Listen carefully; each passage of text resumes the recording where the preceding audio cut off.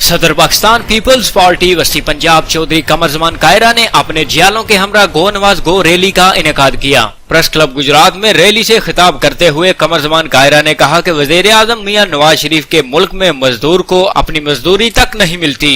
او قوم سیاپے کر دیے 10 کیتا کیا میں آکھے آیا کہ کسان اپنی فصلاں ساڑدا ہے پیا، لوکاں نوں کھان نوں روٹی نہیں لبدی، مزدوراں نوں مزدوری نہیں لبدی، پاکستان دیاں فیکٹریاں بند ہوندیاں نے پیاں، تو کہنا ہے سب اچھا ہے، قوم پوچھدی ہے 10 میاں کیتا کیا۔